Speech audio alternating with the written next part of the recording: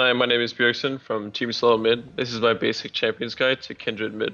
Kindred is actually pretty good in solo queue because you can get an early lead and you can snowball from it. The only real problem is you need to make sure you have some kind of magic damage in your team, or your team is just not going to end up doing any damage later in the game if they stack armor.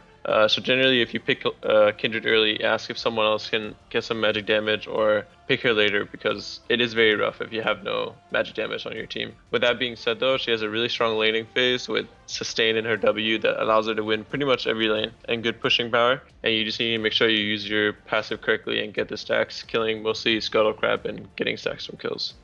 Kindred's laning phase is really strong, starting from pretty much, well, level 1. She has pretty decent trades with Doran's Blade and sustain with W starting at level 2, and she just plays lane really well. You can push and farm really effectively. The biggest thing is always moving around to make sure you get your W sustain as much as possible, because it only procs when you're moving. So just continue to always walk around in lane to get sustain, much like Yasuo will always walk around to get his shield. Other than that, just know when your Q is going to hit the champion rather than the minions is the hardest thing, because it goes for the 3 nearest minions.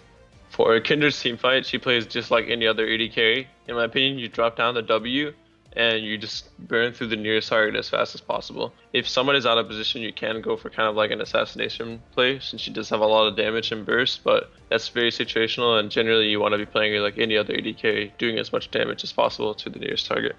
Good tips on Kindred how to use your passive is, at level 1, always mark your opponent laner, because he's the one you're most likely going to get a kill on, and it takes about, I believe it's 6 to 8 seconds to actually proc the passive. So if you're roaming to any other lane, you can mark that lane as you're roaming up.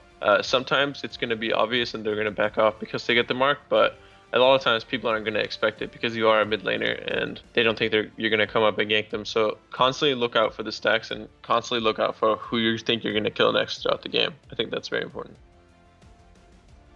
For runes on Kindred, I like to run AD reds, HP scaling yellows, MR blues, and attack speed quints. Generally, I just run MR blues because there aren't really a better option and it helps with early game trades. And AD reds, attack speed quints are a very standard AD carry page, which also translates into the mid lane. I run 18-0-12 masteries on Kindred, 18 in ferocity to get the Forever of Battle, which keeps stacked by using your Q a lot in lane. It just increases your damage by a lot. Other than that, pretty much just get attack speed and as much damage as you can to off the tree. For the 12, I like to go Resolve, because going 12 in Cunning just makes you really, really squishy, and having that 12 in Resolve allows you to trade really aggressively. And also, with the reduced Summoner spell cooldown, it allows you to trade Summoner spells early on like Flash, and then you have about a 30-second window to abuse their Flash being down and try to make a play. For Kindred skill order, always go Q at level 1, W at level 2, and at level 3 you can go either E if you're looking to set up a gank, or another level in Q. For maxing, I always go Q, W, E, and getting ult whenever possible, of course. For the item build on Kindred, in the new patch, I like to go for the double attack speed crit items, which is Shiv and the hand cannon. It makes you really mobile, tons of attack speed and a lot of crit chance, and it gives you that long range, like super auto proc with Shik and the fire cannon. After one of those items, you get attack speed boots, Berserker's Greaves, and then Infinity Edge for damage. After that, you can go pretty much any other offensive or defensive item depending on the game.